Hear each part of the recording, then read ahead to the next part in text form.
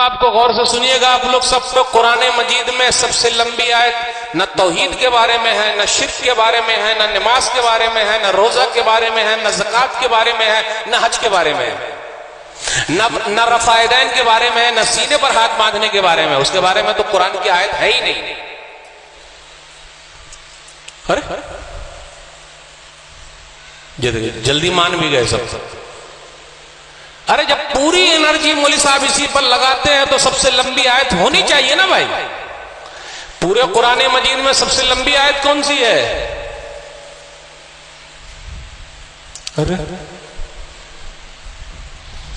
मेरी उर्दू बहुत हार्ड हो गई मौलवी साहब, नहीं समझ में आ रही बात।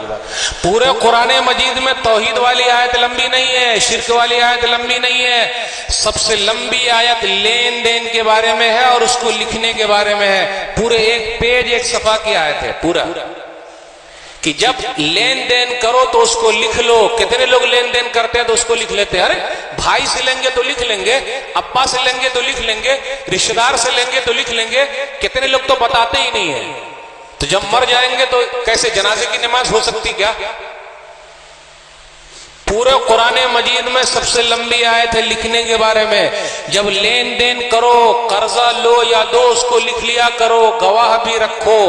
नहीं करते हम और आप इस आयत पर अमल नहीं करते तो आगे चल के झगड़ा हो जाता है, केस हो जाता है, कहीं चल के मर्डर हो जाता है, रिश्तेदारी खत्म हो जाती है, दुश्मनी बढ़ जाती है, सब खत्म। कुरान मजीद की सबसे लंबी आयत है लिख लो। हम और आप लिखते नहीं। अरे दोस्ती में लिखेंगे, भाईचारे में लिखेंगे। भैया से पैसा मांगा, चुपके से लोग मांगते। मामू से मांगा, भांजे से मांगा, पैसा देना। अरे भाई मांगिए तो साथ में किसी को रख के मांगिए। क्यों? अगर आप अल्लाह ना करे दुनिया से चले जाए, पता तो रहे कि भाई इनके ऊपर कर्जा है, कोई अदा करने के लिए खड़ा तो हो जाएगा। हम और आप अमल नहीं करते। मेरे भाइयों, कर्जे का मसला हो, लेन देन का मसला, उसको लिख लीजिए। क्यों? जनाजे की नमाज हो सकती क्या? आइए सुन लेते हैं हदीस। कैसी हदीस है? सही बुखारी किताबुल कफाला, किताब नंबर 39,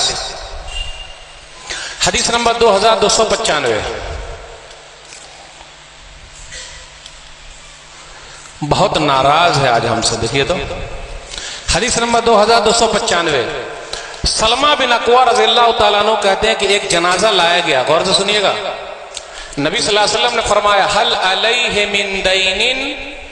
ये नहीं पूछा ये जनाजा नमाजी है, रोजेदार है, हाजी है, ज़काती है, तौहीदी है ना। नबी सल्लल्लाहु अलैहि वसल्लम ने जनाजे के बारे में पूछा, मुर्दे के बारे में पूछा, इसके ऊपर कर्जा है क्या? तो बोले कर्जा नहीं है। तो नबी सल्लल्लाहु अलैहि वसल्लम ने नमाज पढ़ लिया, जनाजे की नमाज पढ़ा दी। एक दूसरा जनाजा और आया, पूछा हल अलैहि मिन दैनिन, क्या इसके ऊपर कर्जा है? तो कुछ लोगों ने कहा कि हाँ इसके ऊपर कर्जा है। इस हदीस से यह पता चला जब हम और आप कर्जे का लेन देन करें तो एक आदमी को, दो आदमी को गवाह बना के लिख ले, ताकि वो मरने के वक्त गवाही दे कि हाँ इनके ऊपर कर्जा है। तो कहा लोगों ने कि हाँ नबी सल्लल्लाहु अलैहि वसल्लम इनके ऊपर कर्जा है। तो नबी सल्लल्लाहु अलैहि वसल्लम ने फरमाया सल्लु अला साहिबिकुम, जाओ तुम लोग अपने भाई के ऊपर नमाज पढ़ लो, जनाजे की नमाज पढ़ लो। मैं नमाज नहीं पढ़ाता,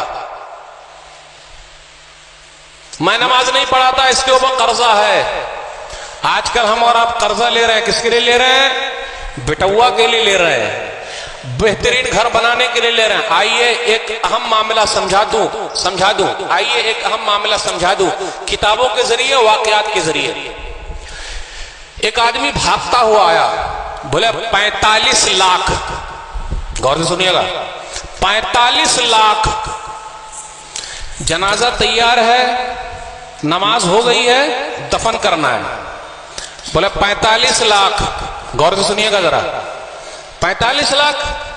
एक बेटा खड़ा हुआ, मैं तो नहीं दे सकता, मेरे पास कहां है। दूसरा बेटा खड़ा हुआ, मैं तो नहीं दे सकता, मेरे पास कहां है। तीसरा बेटा खड़ा हुआ, मैं तो नहीं दे सकता, मेरे पास कहां है। बेटी को पता चला।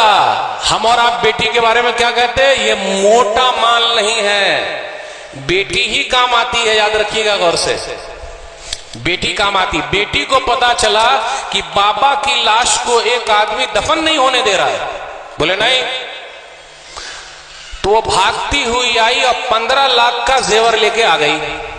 15 लाख का जेवर लेकर आई और कहा उस आदमी से कि ये 15 लाख का जेवर रख लीजिए, 15 लाख का जेवर रख लीजिए, उसके बाद जितना पैसा बाकी है 45 लाख मैं पूरा दे दूंगी, आप रख लीजिए और मेरे अब्बा को दफन होने दीजिए। गौर से सुनिएगा उसके बाद क्या हुआ। वो आदमी पलटी खाया, बोले भाइयों सुनो, 45 लाख लेना नहीं बल्कि मैं 45 लाख इस मुर्दे को देना चाहता हूं, मेरे जिम्मे है, मैं इसको दूंगा, लेकिन मैं दूंगा तो किसको दूंगा। तीनों बेटों की हालत क्या हुई होगी, तीनों बेटों की हालत क्या हुई होगी। मैं समझ गया ये आदमी दुनिया से जा रहा है, इसका वारिस एक ही है, वो है उसकी बेटी। मैं अब 45 लाख इस बेटी को देने वाला हूं। मेरे भाइयों, बेटियां वहां काम आती है जहां बेटे भी काम। इससे यह भी पता चला कर्ज के बारे में साफ सुथरा रखिए, बेटे भी अदा करने को तैयार नहीं है, कोई नहीं करता। एक सहाबी खड़े हो गए अबू कतादा रज़ी अल्लाह ताला ने और कहा उसी के अंदर अलैहि दैनुहु या रसूल अल्लाह, अल्लाह के रसूल सल्लल्लाहु अलैहि वसल्लम इस आदमी का कर्ज मैं चुकाऊंगा। उसके बाद नबी सल्लल्लाहु अलैहि वसल्लम ने जनाजे की नमाज पढ़ ली।